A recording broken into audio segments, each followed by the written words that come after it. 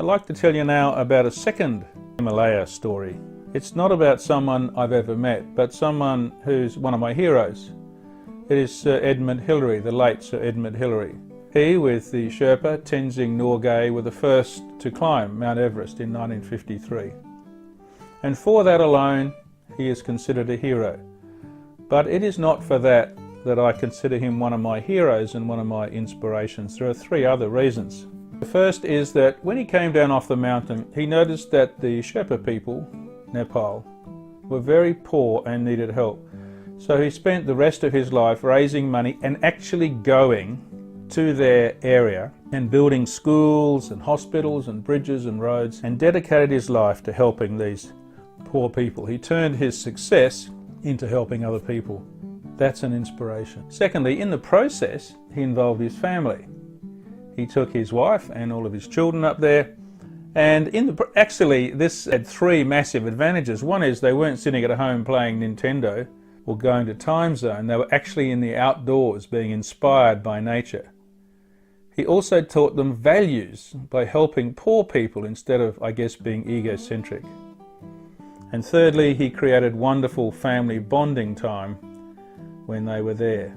And interestingly, I interviewed his son Peter, who's also climbed Mount Everest a couple of times, about this. And he's also a wonderful guy who loves nature, obviously. He asked his father, after he and I had spoken, whether his dad had done this by intention. His dad said, "Oh no, I don't think I was a great dad. Same with his care for the poor. Oh, I'm not a do-gooder. It's obvious. They need some help, and so you respond." But there's now a third reason why this is inspiring, and that is because in the process of helping the poor and going there with his family, he lost his wife and one of his daughters in a plane crash. The plane took off from Kathmandu, there was a problem, it crashed in a ball of flame and they died instantly. This was a terrible tragedy, obviously, for him. It cut him deeply, and it took him years before he could even talk about it. But it didn't stop him working. He continued to work. You can imagine him saying, "Well, you know what, I've given up enough time and energy and now my family for this. I've done enough." But he didn't. And his family continue on with the legacy. So, I don't know, there's something about these two Himalayan stories that's very important to me. My visit to Nepal when I was a student changed my life. It changed my attitude towards care for the poor.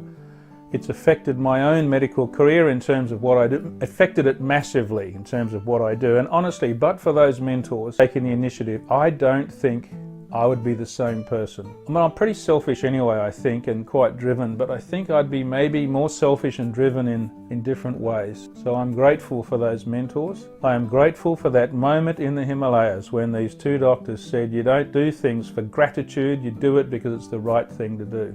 And I'm grateful for the inspiration of people like Ed Hillary, who turn their success into into care for somebody else, into compassion.